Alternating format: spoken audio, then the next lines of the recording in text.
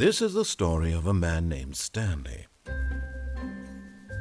Stanley worked for a company in a big building where he was employee number 427. Employee number 427's job was simple. He sat at his desk in room 427 and he pushed buttons on a keyboard. Orders came to him through a monitor on his desk, telling him what buttons to push, how long to push them, and in what order. This is what employee 427 did every day of every month of every year. And although others might have considered it soul-rending, Stanley relished every moment that the orders came in, as though he had been made exactly for this job. And Stanley was happy. And then one day, something very peculiar happened. Something that would forever change Stanley. Something he would never quite forget. He had been at his desk for nearly an hour when he realized that not one single order had arrived on the monitor for him to follow. No one had showed up to give him instructions, call a meeting, or even say hi. Never in all his years at the company had this happened, this complete isolation. Something was very clearly wrong. Shocked, frozen solid, Stanley found himself unable to move for the longest time. But as he came to his wits and regained his senses, he got up from his desk and stepped out of his office.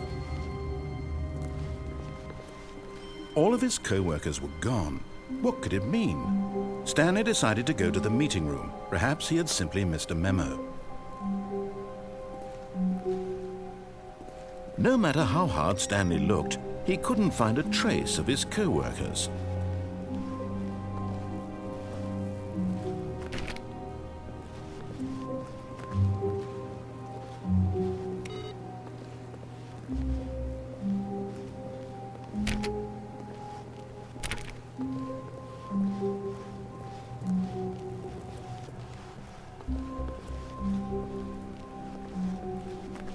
When Stanley came to a set of 2 open doors, he entered the door on his left. This was not the correct way to the meeting room, and Stanley knew it perfectly well. Perhaps he wanted to stop by the employee lounge first, just to admire it. Ah, yes, truly a room worth admiring. It had really been worth the detour after all, just to spend a few moments here in this immaculate, beautifully constructed room. But eager to get back to business, Stanley took the first open door on his left.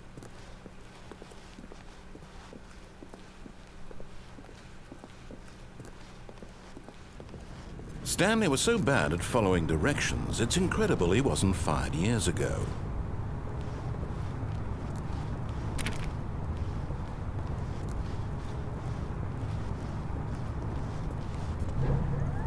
Look, Stanley, I think perhaps we've gotten off on the wrong foot here.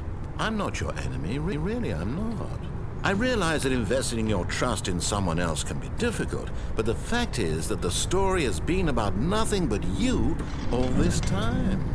There's someone you've been neglecting, Stanley. Someone you've forgotten about. What? Really? I was in the middle of something. Do you have zero consideration for others? Are you that convinced that I want something bad to happen to you? Why, I don't know how to convince you of this, but I really do want to help you, to show you something beautiful. Look, let me prove it. Let me prove that I'm on your side. Give me a chance. Now listen carefully, this is important. Stanley walked through the red door. Aha! Perhaps you misunderstood. Stanley walked through the red door. I still don't think we're communicating properly. Stanley, oh, thank God you are willing to listen to me. Do you see that I really have wanted you to be happy all this time? The problem is all these choices. The two of us always trying to get somewhere that isn't here. Running and running and running, just the way you're doing right now. Don't you see that it's killing us, Stanley?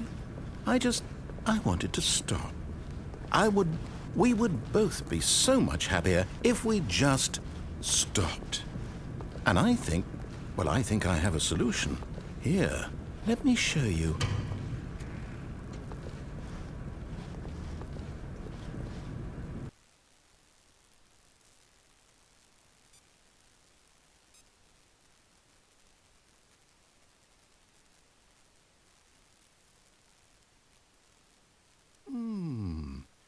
do we want? What are we looking for?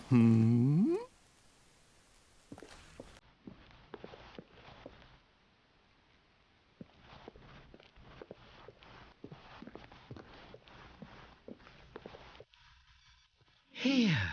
Yes.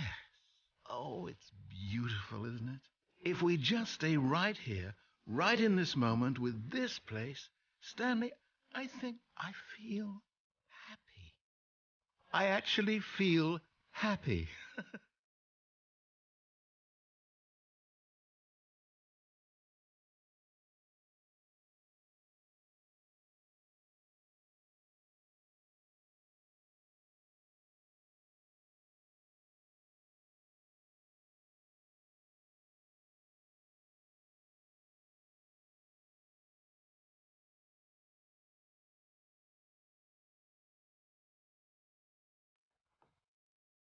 No, wait. Where are you going? Oh, no. Stay away from those stairs. If you hurt yourself, if you die, the game will reset. We'll lose all of this. Please, no, Stanley, let me stay here. Don't take this from me. No! Oh, thank God. You lived. You had me worried there for a moment. Now, can we please get back to the other... There. See? This is what you want. This is where we can both be happy. We really can. If we stop moving, we just have to stop moving.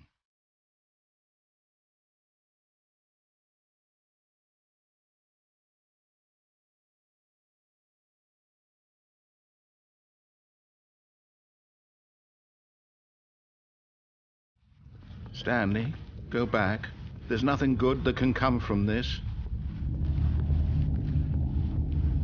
No. No, no. What do you just not believe me? What can I say to convince you?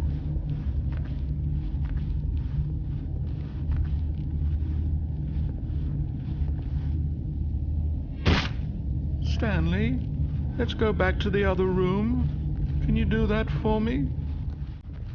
Yes, perhaps you can. Perhaps you finally see what I'm talking about. I know you'll see that we can't be happy if we leave this place. You can see that, can't you?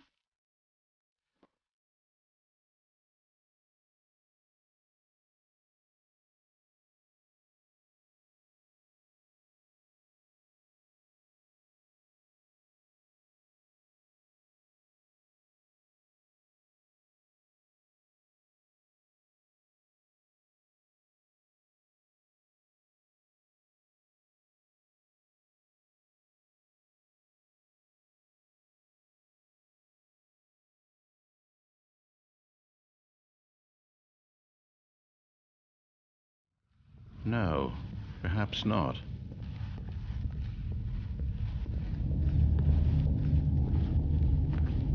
My God, is this really how much you dislike my game? That you'll throw yourself from this platform over and over to be rid of it? You were literally willing to kill yourself to keep me from being happy. Am I reading the situation correctly?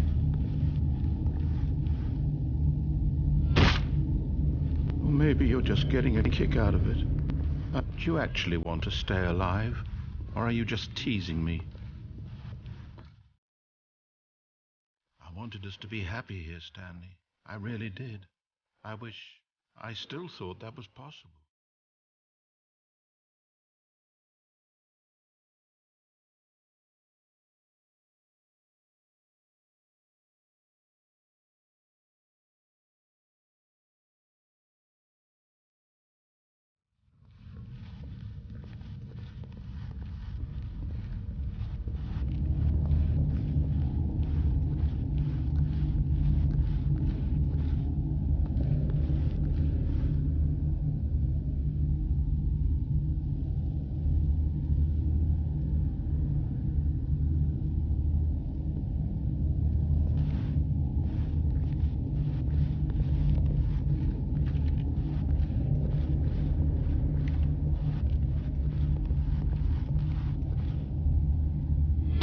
Is it over? It's going to restart, isn't it? I'm going back.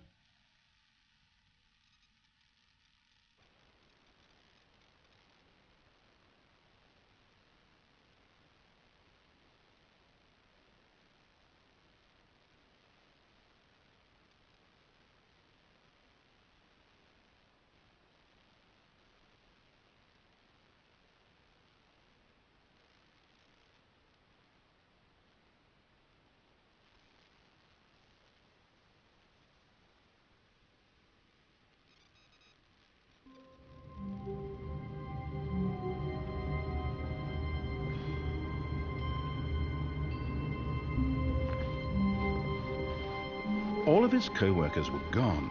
What could it mean? Stanley decided to go to the meeting room. Perhaps he had simply missed a memo.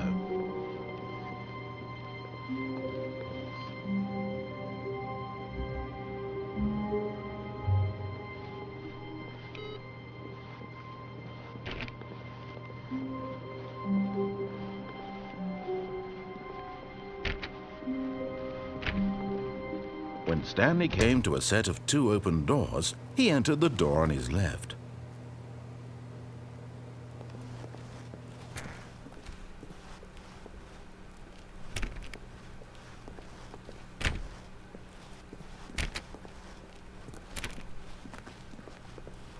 Yet there was not a single person here either. Feeling a wave of disbelief, Stanley decided to go up to his boss's office, hoping he might find an answer there. Stanley stepped into the broom closet, but there was nothing here, so he turned around and got back on track.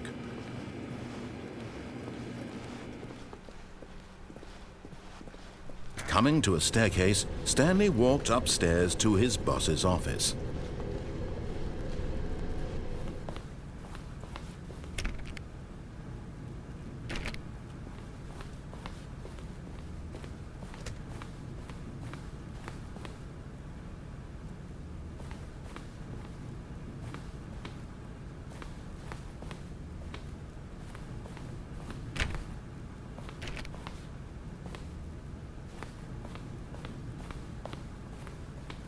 Stepping into his manager's office, Stanley was once again stunned to discover not an indication of any human life. Shocked, unraveled, Stanley wondered in disbelief who orchestrated this, what dark secret was being held from him. What he could not have known was that the keypad behind the boss's desk guarded the terrible truth that his boss had been keeping from him. And so the boss had assigned it an extra secret PIN number, 2845. But of course, yet incredibly, by simply pushing random buttons on the keypad, Stanley happened to input the correct code by sheer luck. Amazing. He stepped into the newly opened passageway.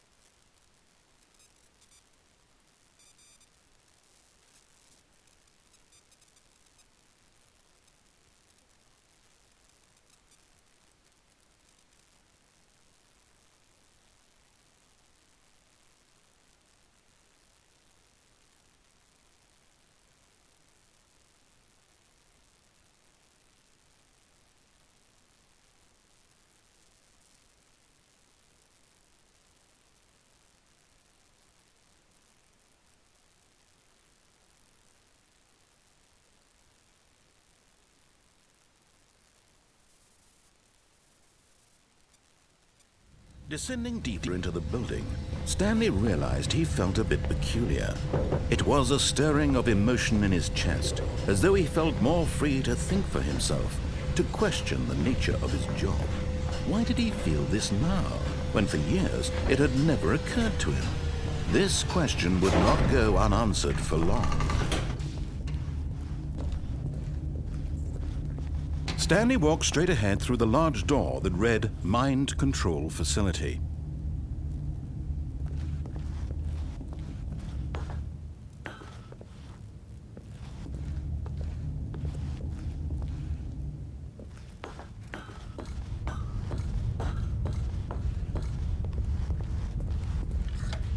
The lights rose on an enormous room packed with television screens.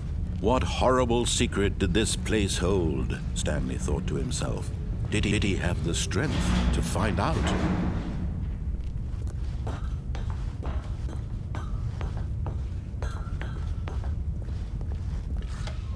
Now the monitors jumped to life, their true nature revealed. Each bore the number of an employee in the building, Stanley's co-workers. The lives of so many individuals reduced to images on a screen, and Stanley, one of them, eternally monitored in this place where freedom meant nothing.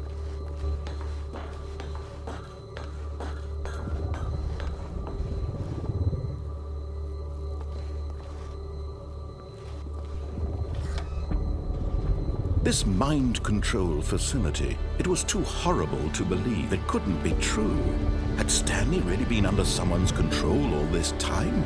Was this the only reason he was happy with his boring job? That his emotions had been manipulated to accept it blindly?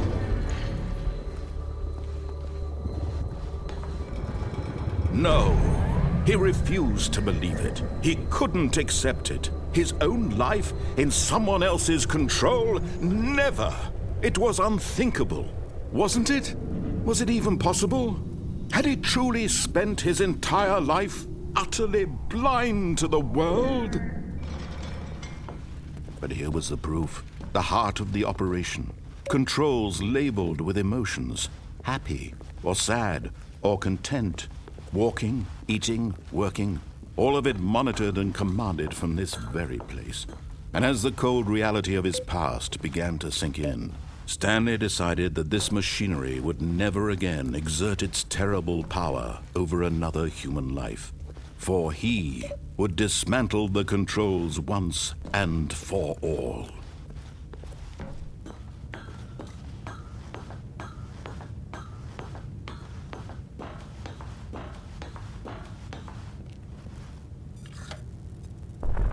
Oh, Stanley, you didn't just activate the controls, did you?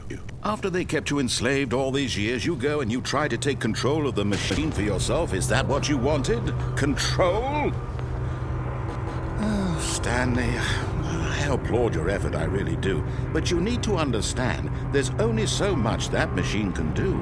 You were supposed to let it go, turn the controls off, and leave. If you want to throw my story off track, you're going to have to do much better than that. I'm afraid you don't have nearly the power you think you do. For example, and I believe you'll find this pertinent, Stanley suddenly realized he had just initiated the network's emergency detonation system.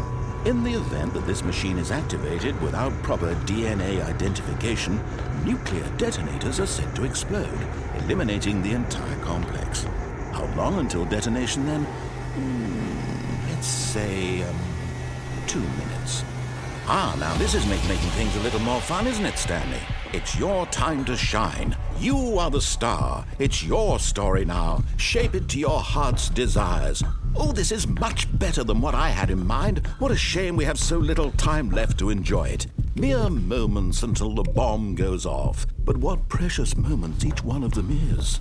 More time to talk about you, about me, where we're going, what all this means. I barely know where to start. What's that? You'd like to know where your co-workers are? A moment of solace before you're obliterated? All right, I'm in a good mood. You're gonna die anyway. I'll tell you exactly what happened to them. I erased them. I turned off the machine. I set you free. Of course, that was merely in this instance of the story. Sometimes when I tell it, I simply let you sit there in your office forever, pushing buttons endlessly and then dying alone. Other times, I let the office sink into the ground, swallowing everyone inside, or I let it burn to a crisp. I have to say this, though, this version of events has been rather amusing. Watching you try to make sense of everything and take back the control wrested away from you, it's quite rich. I almost hate to see it go. But I'm sure whatever I come up with on the next go-around will be even better. My goodness, only 34 seconds left. But I'm enjoying this so much. You know what? To hell with it. I'm going to put some extra time on the clock, why not? These are precious additional seconds, Stanley. Time doesn't grow on trees. Oh dear me, what's the matter, Stanley? Is it that you have no idea where you're going or what you're supposed to be doing right now? Or did you just assume when you saw that timer that something in this room was capable of turning it off? I mean, look at you. running from button to button, screen to screen, clicking on every little thing in this room. These numbered buttons, no, these colored ones, or maybe this big red button, or this door. Everything, anything, something here will save me. Why would you think that, Stanley? That this video game can be beaten? Won? Solved? Do you have any idea what your purpose in this place is? Stanley, you're in for quite a disappointment. But here's a spoiler for you. That timer isn't a catalyst to keep the action moving along. It's just seconds ticking away to your death. You're only still playing instead of watching a cutscene because I want to watch you for every moment that you're powerless, to see you made humble. This is not a challenge, it's a tragedy. You wanted to control this world, that's fine. But I'm going to destroy it first, so you can't. Take a look at the clock, Stanley. That's 30 seconds you have left to struggle. 30 seconds until a big boom and then nothing. No ending here, just you being blown to pieces. Will you cling desperately to your frail life, or will you let it go peacefully? Another choice. Make it count. Or don't. It's all the same to me, all a part of the joke. And believe me, I will be laughing at every second of your inevitable life from the moment we fade in until the moment I say, happily ever after.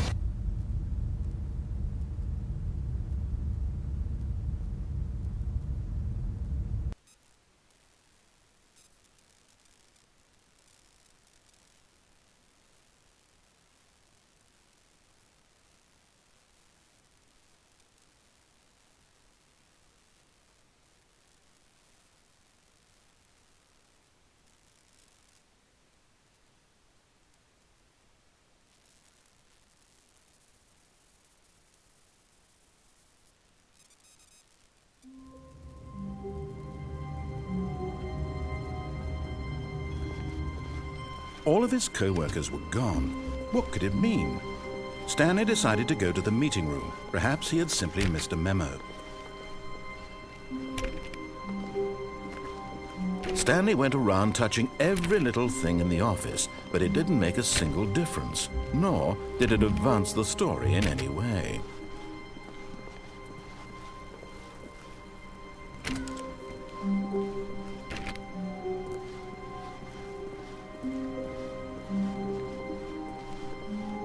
When Stanley came to a set of 2 open doors, he entered the door on his left.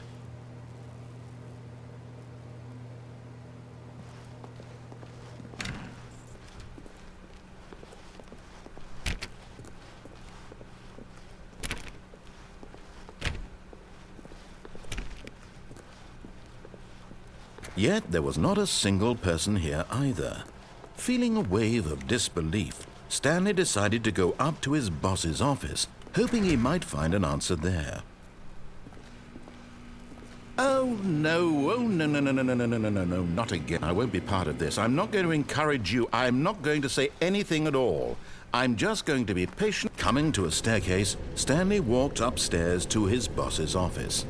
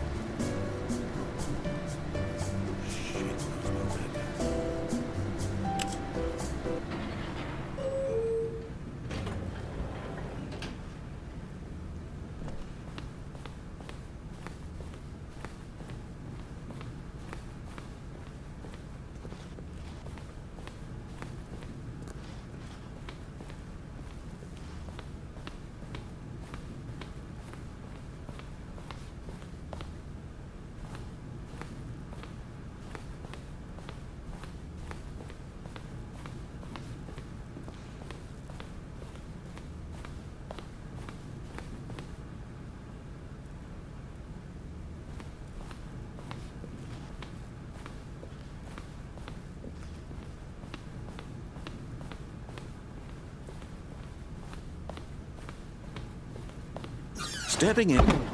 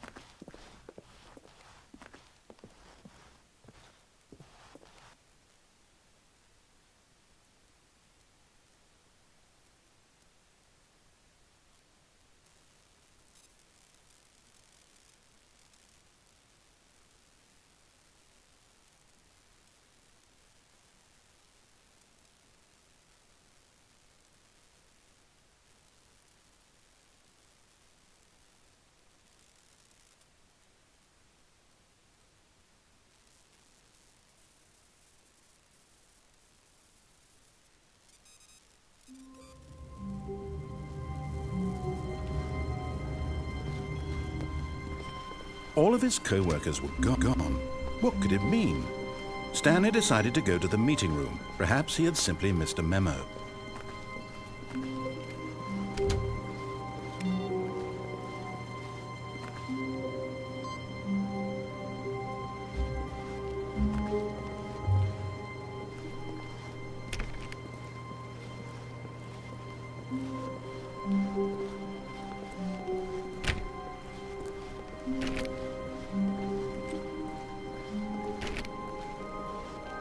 When Stanley came to a set of 2 open doors, he entered the door on his left. This was not the correct way to the meeting room, and Stanley knew it perfectly well. Perhaps he wanted to stop by the employee lounge first, just to admire it.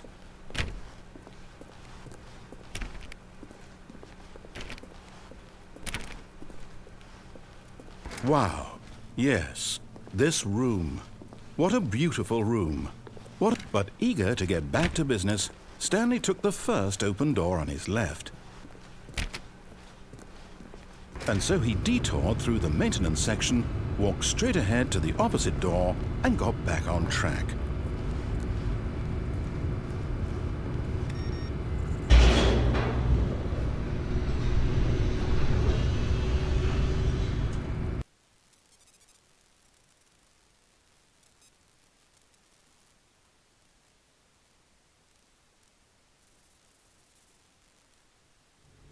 But Stanley didn't want to go back to the office. He wanted to wander about and get even further off track. So now in order to get back, he needed to go, from here it's, left. Oh, no, it's to the right, my mistake. No, not the right. Why would I have ever said it was to the right? What was I thinking? It's clearly... Oh dear, would you hold on for a minute, please? Now, let's see. We went down right, left, down, left, right. Yep, okay, yes. I've got it now. This story is absolutely, definitely this way.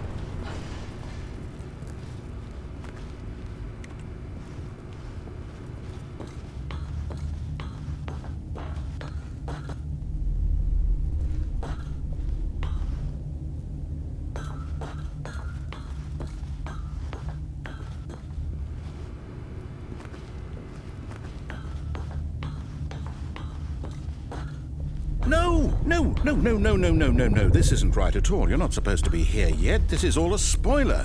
Quick, Stanley, close your eyes. Okay. We just have to get back to, oh, who am I kidding? It's all rubbish now. The whole story completely unusable. How about, rather than waste my time trying to salvage this nonsense, we'll just restart the game from the beginning. And this time, suppose we don't wander so far off track, Okay, from the top.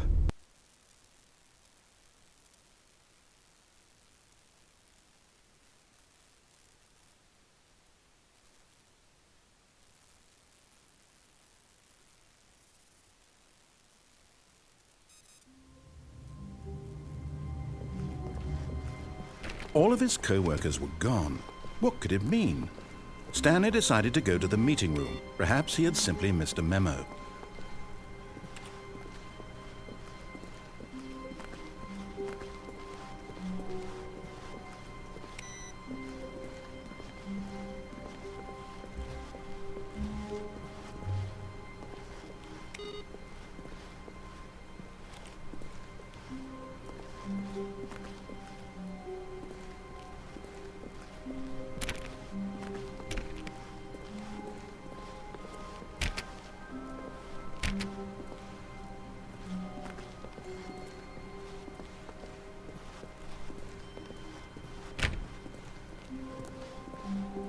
When Stanley...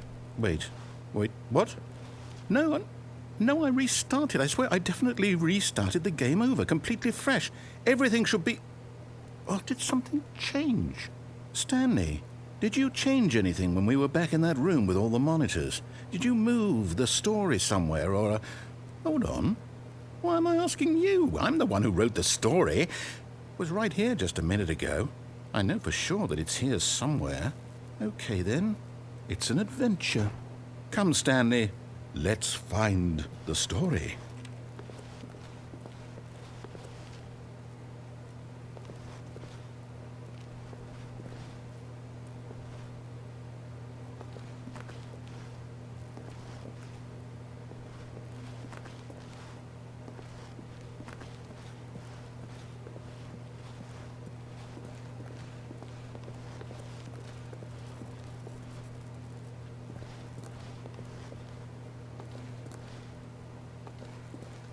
I'll say it. This is the worst adventure I've ever been on. I can promise you there definitely was a story here before. Do we need to restart the game again? Well, I find it unlikely that we'll ever progress by starting over and over again, but it's got to be better than this. Okay, let's give it a shot. Why not?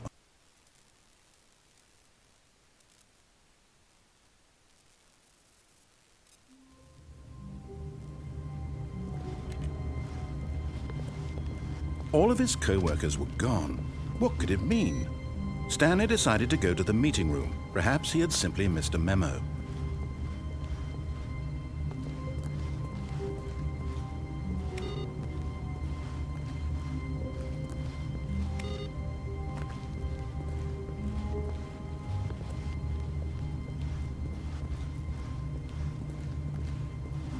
Okay, yep, it's worse. I might be remembering this wrong.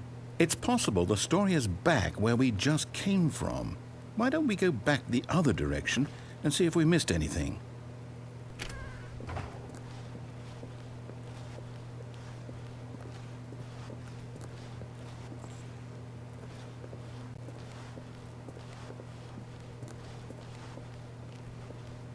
Aha! I knew we'd missed something. The story. Here it comes. No, wait, never mind. Not the story. Okay, let's head back the other way and retrace our steps.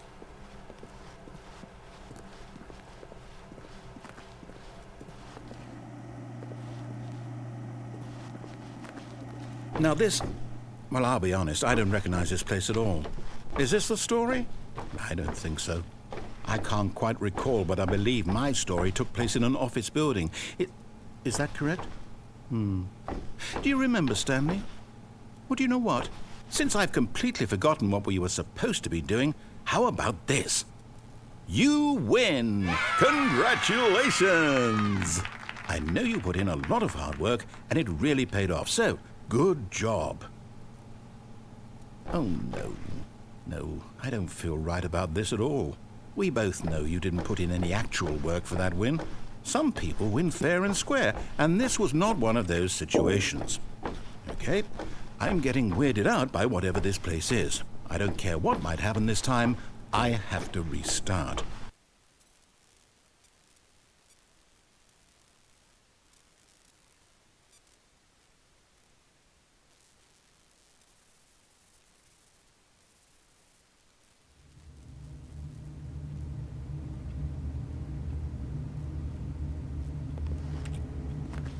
All right, I've got a solution. This time, to make sure we don't get lost, I've employed the help of the Stanley Parable adventure line. Just follow the line. How simple is that?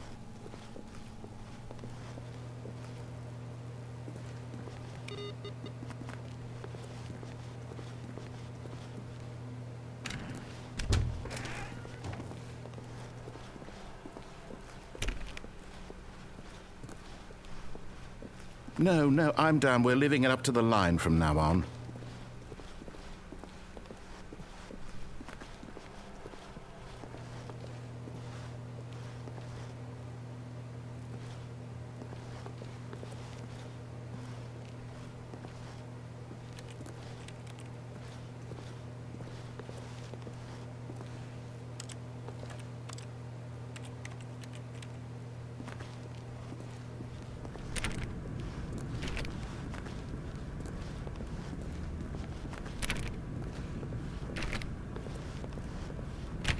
You see? The line knows where the story is. It's over in this direction. Onward, Stanley, to destiny. Though, here's a thought. Wouldn't wherever we end up be our destination, even if there's no story there?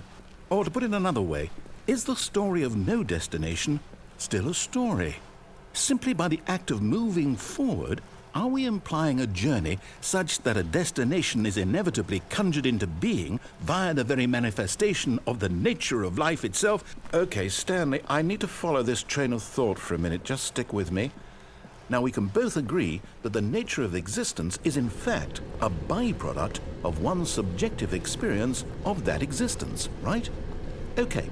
Now, if my experience of your existence rests inside of your subjective experience of this office, Is this office, in fact, the skeleton of my own relative experiential mental subjective construct? Whoa. Hang on. That got a bit weird back there. Well, I'd like to apologize. Not sure where I was going with all that. You know what? I think what we need right now is a bit of music to lighten the mood.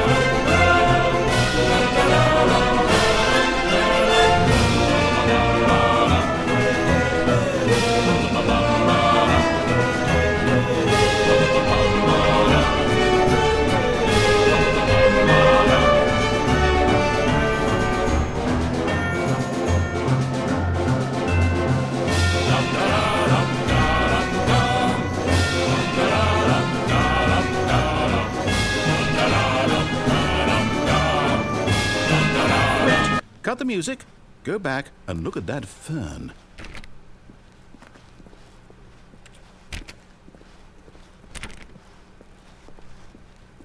Wait, what? We're back at the office? No. Line, you do know we're looking for the Stanley Parable, right? The story?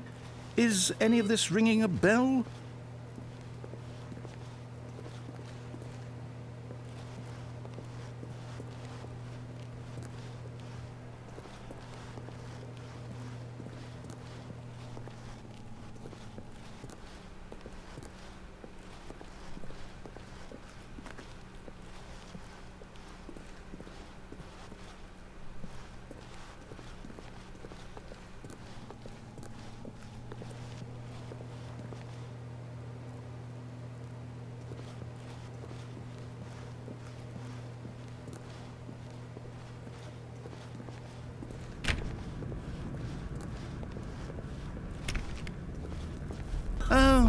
Oh, no, not again. Line, how could you have done this to us? And after we trusted you, after everything we've been through, you...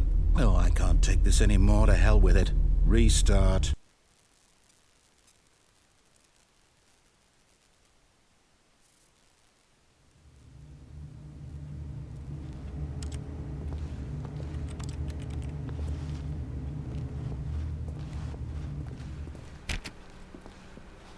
You know what, Stanley? I say forget the adventure line. What's it ever done for us? We're intelligent people, right? Why can't we make up our own story? Something exciting, daring, mysterious. Ooh, this all sounds perfectly doable. Why don't we simply start wandering in, well, I don't know. How about this direction?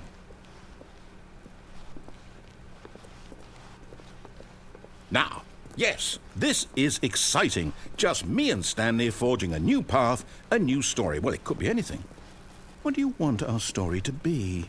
Go wild. Use your imagination. Whatever it might be, Stanley, I'm ready for it. Oh, no, not you again. Stanley, I'd also like to veto the line from having any role in our awesome new story. No lines or monitor rooms.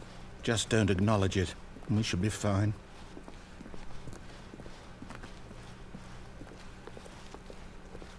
Ah, a choice.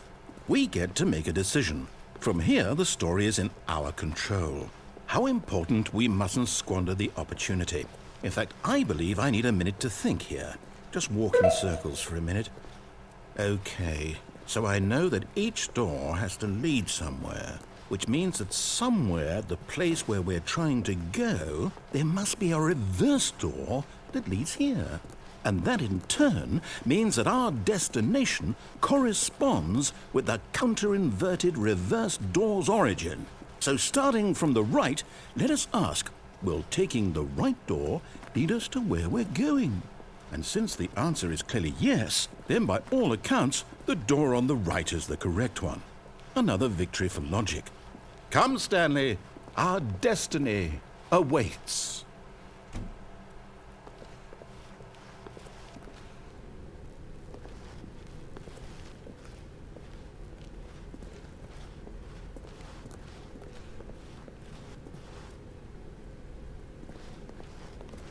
hold up, what's this? The confusion ending. You're telling me that's what this is? It's all one giant ending? And we're supposed to restart the game, what, eight times? That's really how all this goes? It's all determined? So now, according to the schedule, I restart again. Then what? Am I just supposed to forget? Well, what if I don't want to forget? My mind goes blank simply because it's written here on this thing, wall. Well, who consulted me? Why don't I get to decide? Why don't I get a say in all of this? Is it really? No, it can't be. I don't want it to be. I don't want the game to keep restarting. I don't want to forget what's going on. I don't want to be trapped like this. I won't restart the game. I won't do it. I won't do it. I won't do it. And the timer stopped? Does that mean, did we do it? Did we break the cycle? The, whatever it is that made this schedule? How would we even know? Will someone come for us? Will something happen? So, okay. I guess now we just wait. You know, I suppose in some way that this is a kind of story. Wouldn't you agree? I'm not quite sure if we're in the destination or the journey, though they're always saying that life is about the journey and not the destination. So I hope that's where we are right now. We'll find out, won't we? Eventually. Well, in the meantime...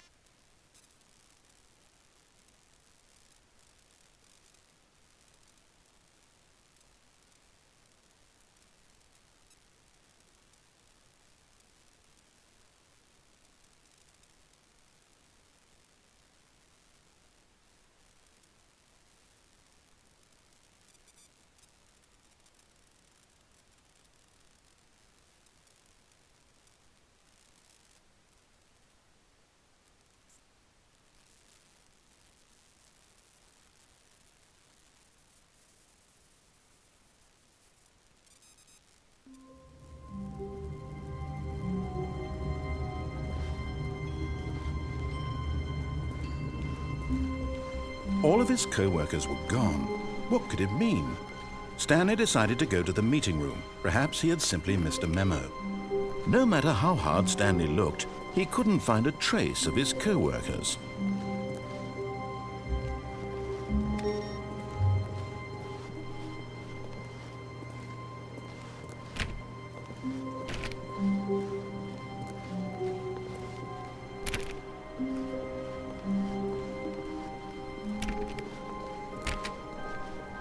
When Stanley came to a set of 2 open doors, he entered the door on his left.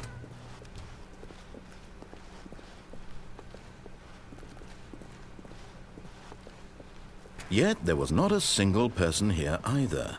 Feeling a wave of disbelief, Stanley decided to go up to his boss's office, hoping he might find an answer there. Coming to a staircase, Stanley walked upstairs to his boss's office.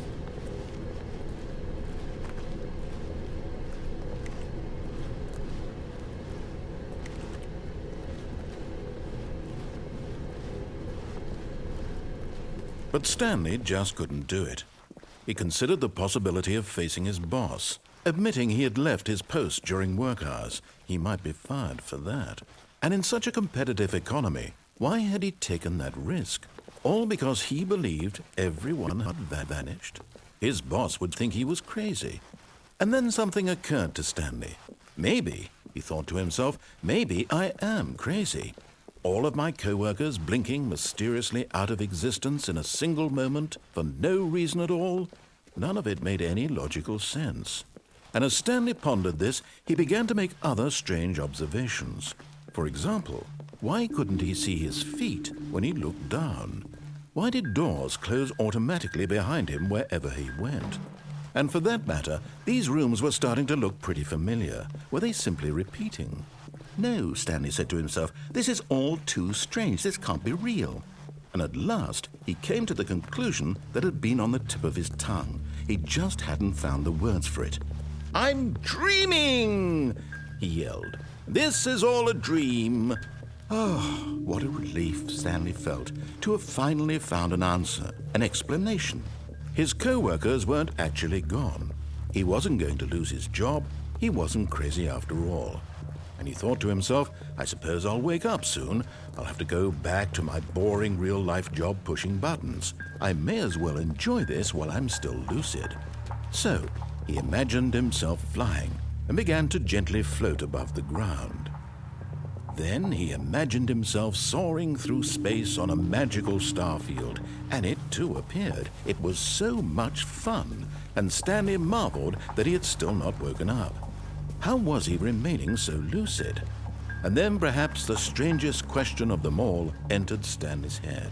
One he was amazed he hadn't asked himself sooner. Why is there a voice in my head dictating everything that I'm doing and thinking? Now the voice was describing itself being considered by Stanley, who found it particularly strange.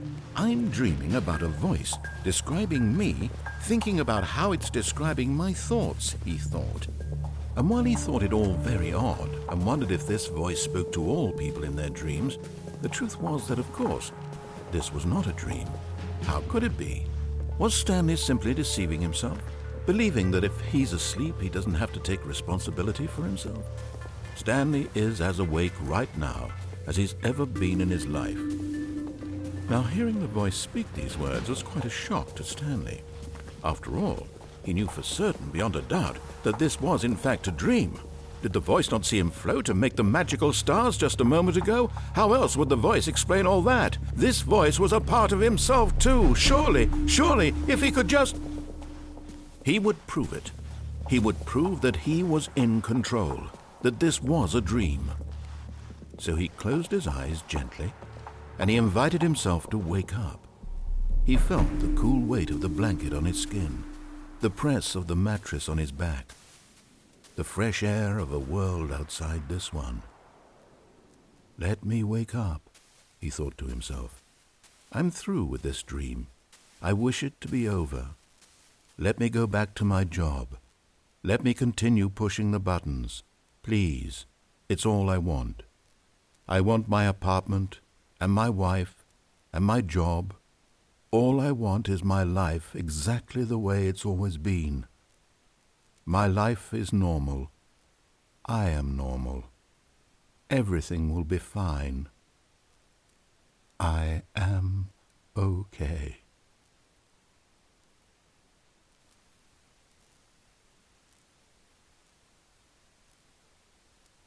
Stanley began screaming.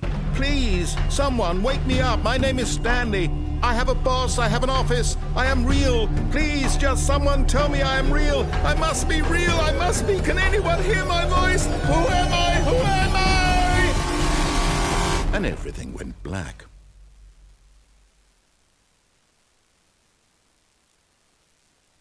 This is the story of a woman named Mariella.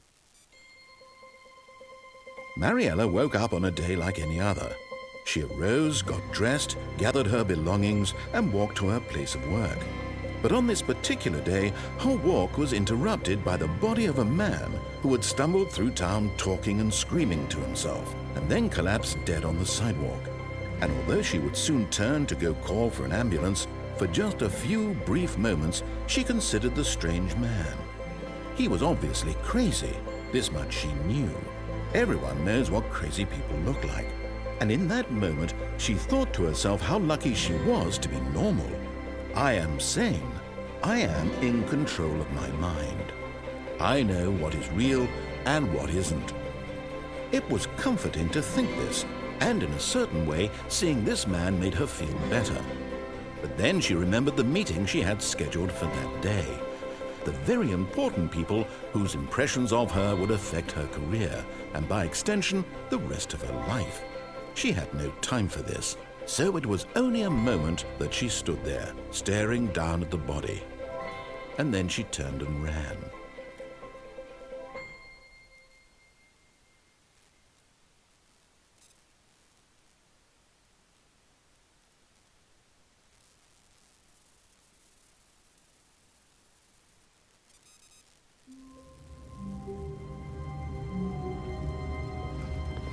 All of his co-workers were gone. What could it mean? Stanley decided to go to the meeting room. Perhaps he had simply missed a memo.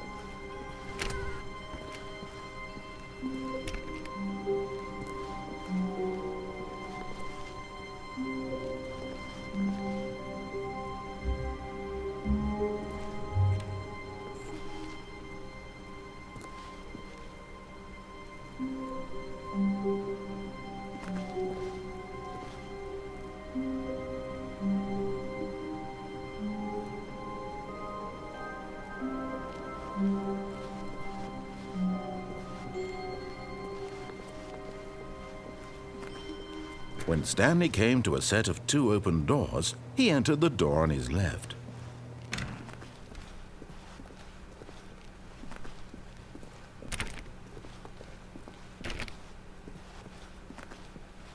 Yet there was not a single person here either. Feeling a wave of disbelief, Stanley decided to go up to his boss's office, hoping he might find an answer. Coming to a staircase, Stanley walked upstairs to his boss's office.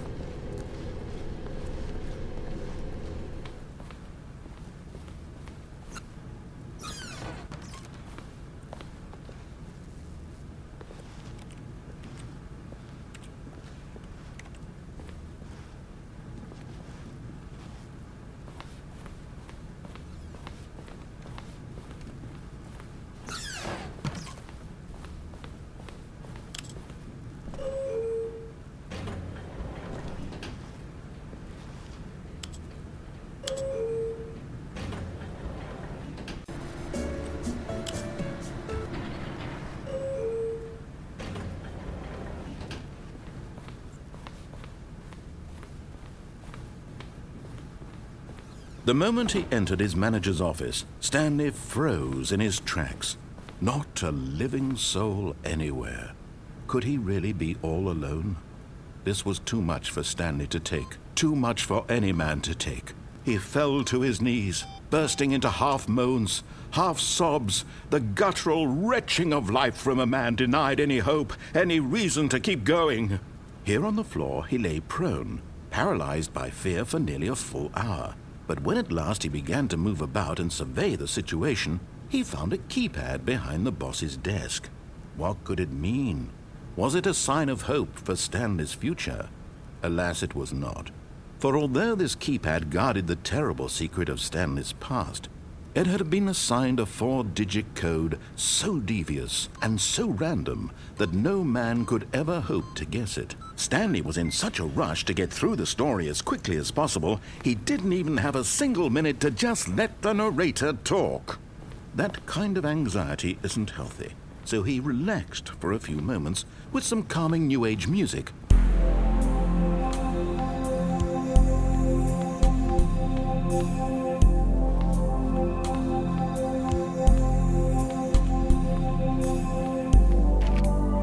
Feeling soothed and rejuvenated, Stanley calmly walked forward into the opened passageway.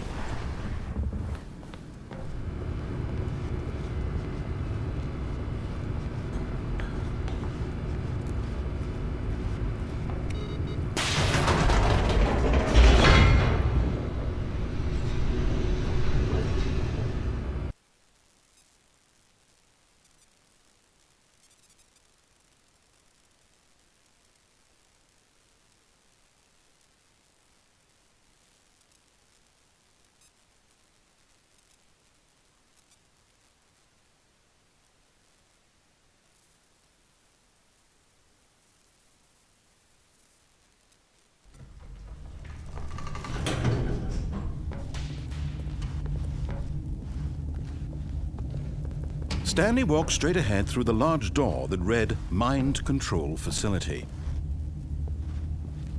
Although this passageway had the word Escape written on it, the truth was that at the end of this hall, Stanley would meet his violent death.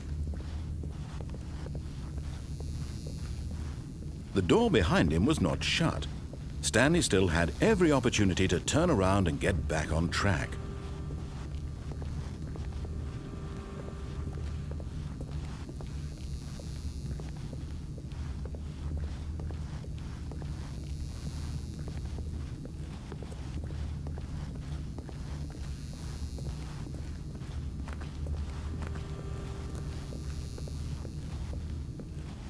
But of course, Stanley thought better of it. Nope, And realized still he on simply board had with too death. much to live for.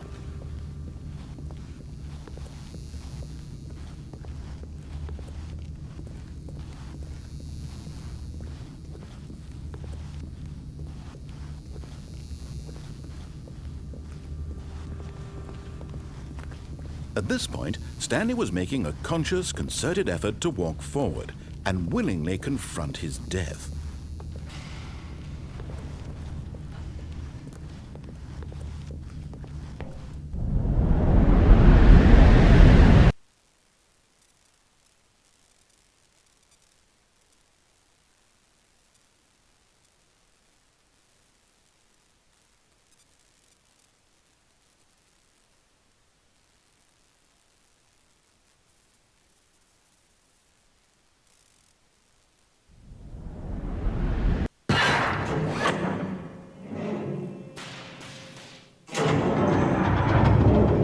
As the machine whirred into motion and Stanley was inched closer and closer to his demise, he reflected that his life had been of no consequence whatsoever.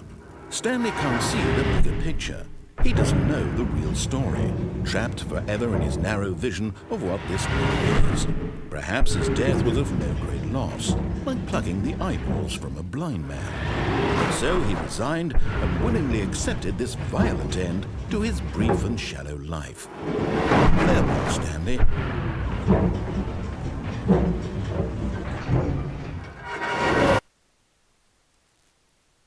"Farewell, Stanley," cried the narrator, as Stanley was led helplessly into the enormous metal jaws. In a single visceral instant, Stanley was obliterated as the machine crushed every bone in his body, killing him instantly.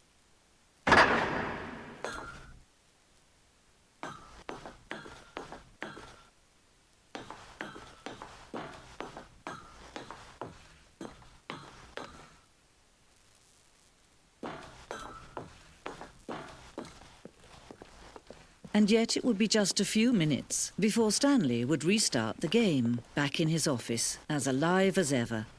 What exactly did the narrator think he was going to accomplish? When every path you can walk has been created for you long in advance, death becomes meaningless, making life the same. Do you see now? Do you see that Stanley was already dead from the moment he hit start?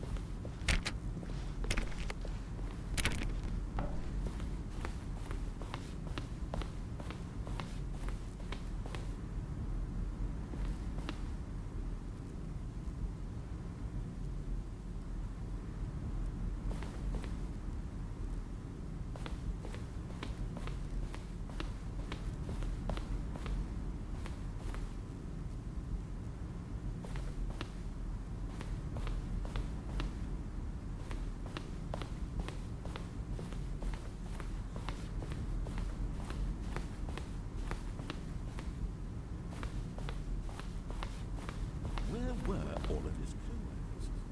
Oh, I don't know. How about they're throwing a surprise party for him for all his button pushing? All to you?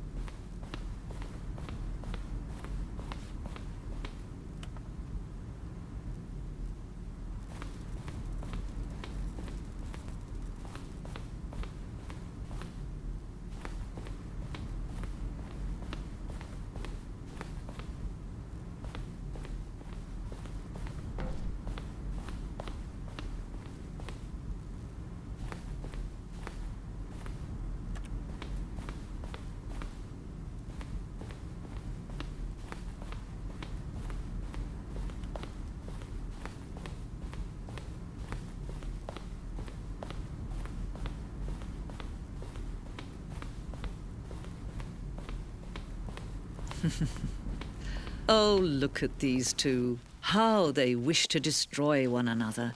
How they wish to control one another. How they both wish to be free. Can you see?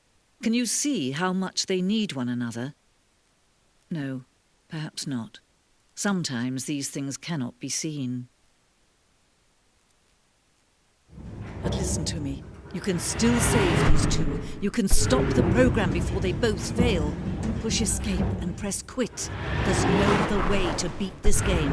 As long as you move forward, you'll be walking someone else's path. Stop now and it'll be your only true choice. Whatever you do, choose it. Don't let time choose for you. Don't let time...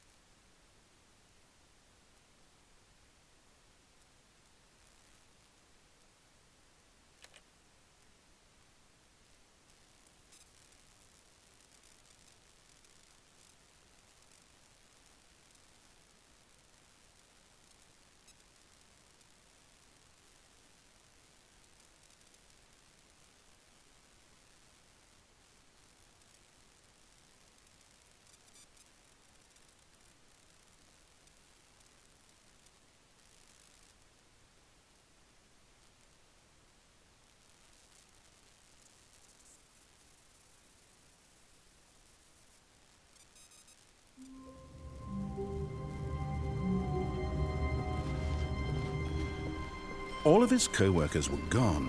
What could it mean? Stanley decided to go to the meeting room. Perhaps he had simply missed a memo.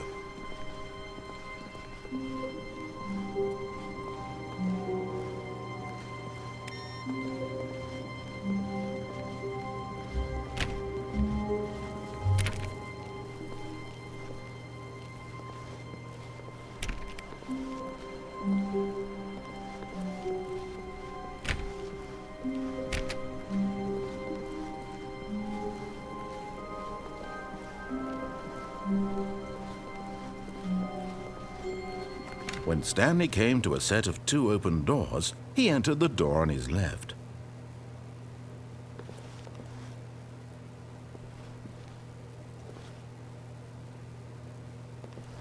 This was not the correct way to the meeting room, and Stanley knew it perfectly well. Perhaps he wanted to stop by the employee lounge first, just to admire it. The lounge was sublime, a work of art, but eager to get back to business, Stanley took the first open door on his left. Stanley was so bad at following directions, it's incredible he wasn't fired years ago. Look, Stanley, I think perhaps we've gotten off on the wrong foot here. But in his eagerness to prove that he is in control of the story and no one gets to tell him what to do, Stanley leapt from the platform and plunged to his death. Good job, Stanley. Everyone thinks you are very powerful.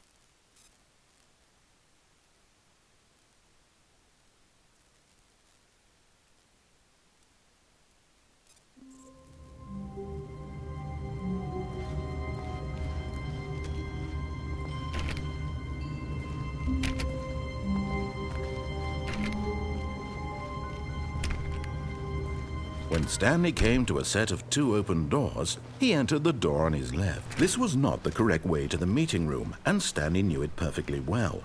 Perhaps he wanted to stop by the employee lounge first, just to admire it. Standing now in this incredible room, Stanley for the first, but eager to get back to business, Stanley took the first open door on his left. Stanley was so bad at following directions, it's incredible he wasn't fired years ago. Look, Stanley, I think perhaps we've gotten off on the wrong foot here. I'm not your enemy, really, I'm not. I realize that investing your trust in someone else can be difficult, but the fact is that the story has been about nothing but you all this time. There's someone you've been neglecting, Stanley. Someone you've forgotten about. Please, stop trying to make every decision by yourself.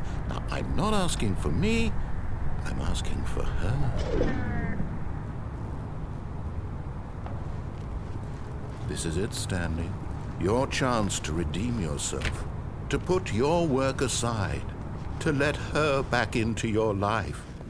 She's been waiting.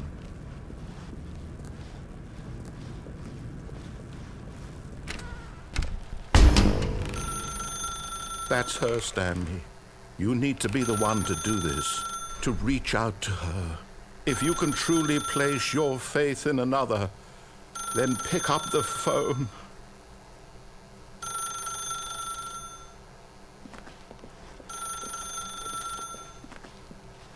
As Stanley picked up the phone, a white light engulfed him, filling him not just with radiance, but with hope.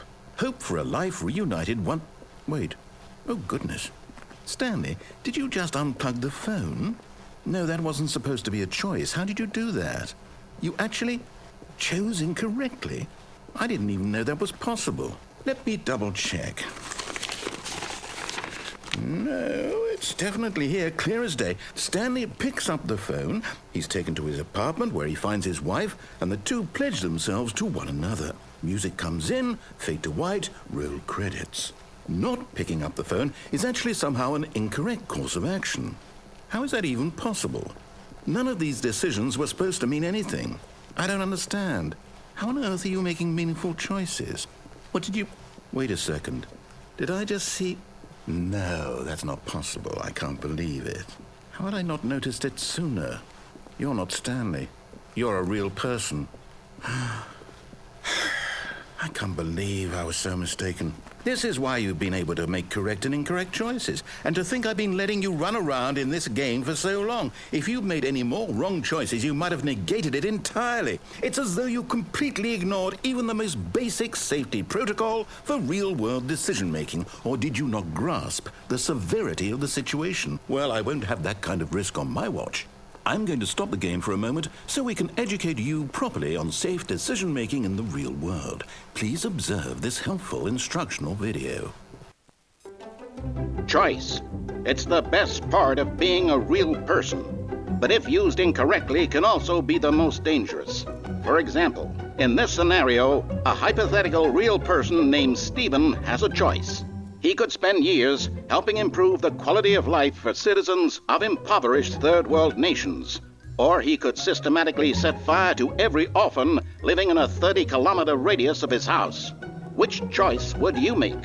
Remember that unlike here, the real world makes sense, and at no time should you make a choice that does not conform to rational logic.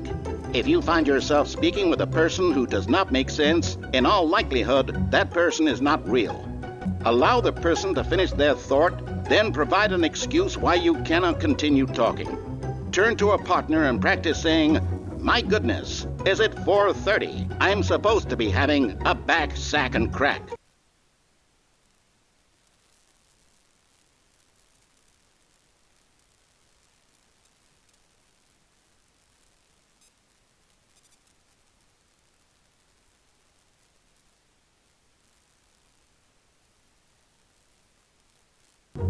Excellent.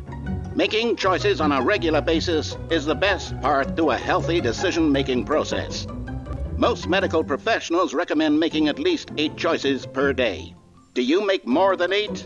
Less? And finally, if you begin to wonder if your choices are actually meaningful and whether you'll ever make a significant contribution to the world, just remember that in the vast infiniteness of space, your thoughts and problems are materially insignificant, and the feeling should subside. At this time, your instructor will guide you in an exercise to test and reinforce the material covered in this video. Welcome back. You may have noticed that this room has begun to deteriorate as a result of narrative contradiction. But not to worry. Now that you're properly informed on good decision-making, we're going to revisit a choice you made just a few minutes ago and see what the correct thing to do would have been. This way, please.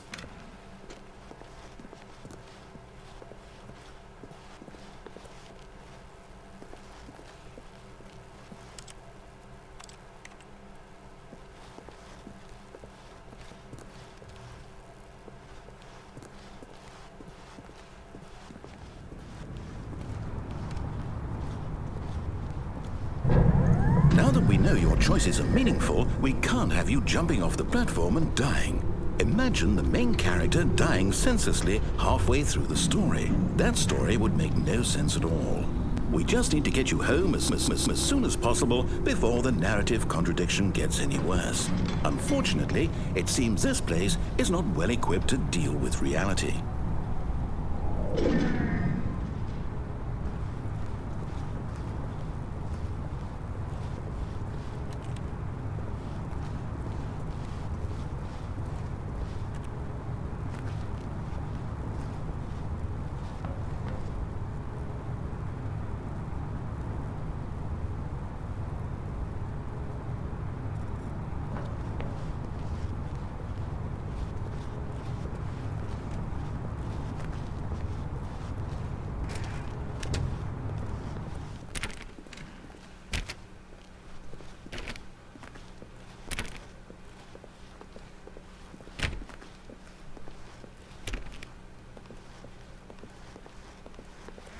Almost there. You'll take the door on the left, back to the correct ending, the story will have resolution once again, and you'll be home free in the real world.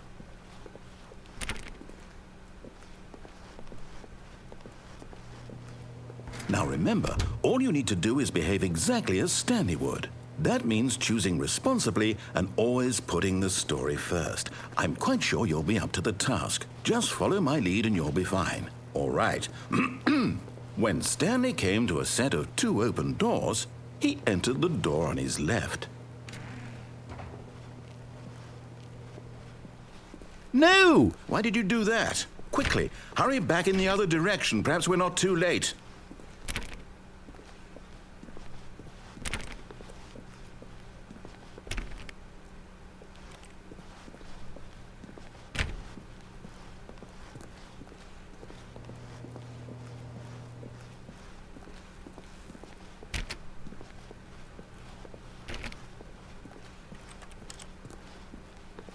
Oh, it's ruined. I can't believe, after everything we talked about, that my story, you've destroyed my work. Why? For what? What did you get out of that? What did you think was so special about seeing the game undone, left here like so much garbage? It's worthless now. And what am I supposed to do? Even if there were a way to continue, would it be worth it? To know that my story is now incorrect? How can I go back to that? I can't erase that knowledge. I'll have to live with it forever, reliving its impossibility forever. I couldn't live that way. Is it better to shut the game down entirely? To willingly destroy all of my work? I don't know. What's the answer? What do I do? What do I do? What do I... No, I have to. I have to shut the game down. I have to. I have to.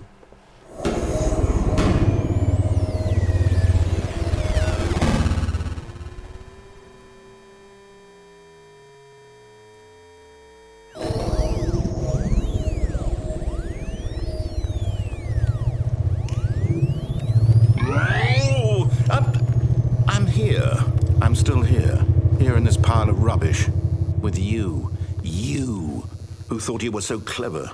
Now look where we are. My entire game is destroyed. It was the only thing in the world that was mine, and you've run it into the ground.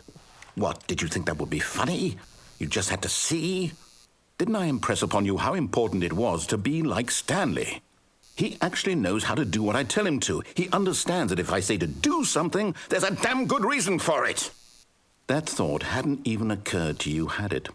That there's a world outside of you? You're a child. Oh, my story. If you'd just gone through the door on the left, you would have seen it. There was a whole underground facility. You would have destroyed it and been victorious. It would have been so perfect. I worked so hard on it. I tried so hard. behave exactly as Stanley would. That means choosing responsibly and always putting the story first. I'm quite sure you'll be up to the task. Just follow my lead and you'll be fine. All right. When Stanley came to a set of 2 open doors, he entered the door on his left.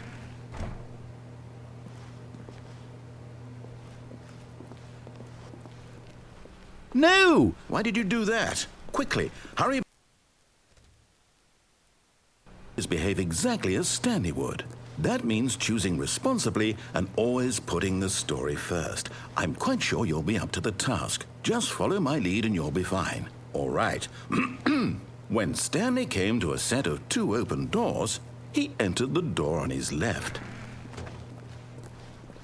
No! Why did you do that? Quickly, hurry. Behave exactly as Stanley would. That means choosing responsibly and always putting the story first. I'm quite sure you'll be up to the task. Just follow my lead and you'll be fine. All right. When Stanley came to a set of 2 open doors, he entered the door on his left.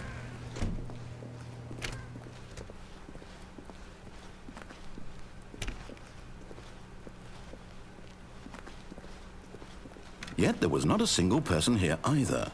Feeling a wave of disbelief, Stanley decided to go up to his boss's office, hoping he might find an answer there.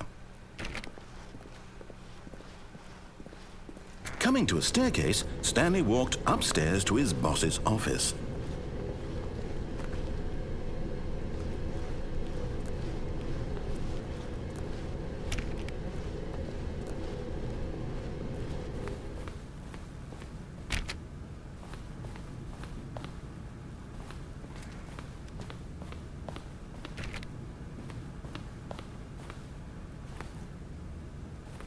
Stepping inside his manager's office, Stanley was once again stunned to discover not an indication of any human life. Shocked, unraveled, Stanley wondered in disbelief who orchestrated this, until he saw the door with a voice receiver next to it. Surely behind this door lay all the answers to his questions. And beyond all probability, he knew the passcode. He had seen it on his boss's computer just last week. Night Shark 115. Was this the code to open the door? Would it still work? There was only one way to find out. Stanley had been trained never to speak up, but now he would draw from within himself the courage to face the unknown. He drew a sharp breath and then spoke the code.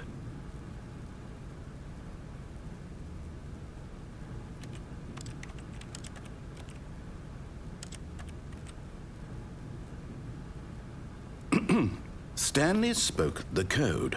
Night Shark 115. He spoke it into the receiver, right there on the wall.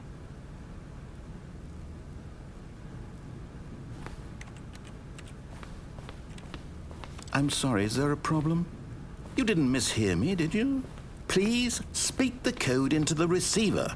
Otherwise, we can't get on with the story. This is a crucial step.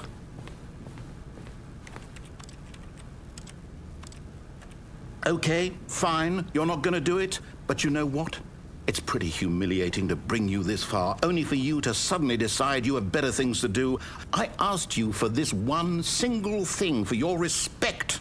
The kind of respect Stanley shows for his choices. He knows what it means to take a story seriously. If you didn't want to see what I had to show you, then why did you come here? You had a choice, you know. You could have gone through the door on the right. You could have done whatever the hell you wanted over there. Why did you come this way? Speak. Say something to me. Explain yourself, you coward. When Stanley came to a set of 2 open doors, he entered the door on his left. Stanley?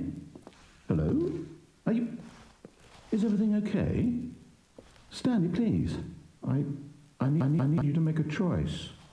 I need you to walk through the door. Are you listening to me? Can you hear me? Is everything all right? Stanley, this is important.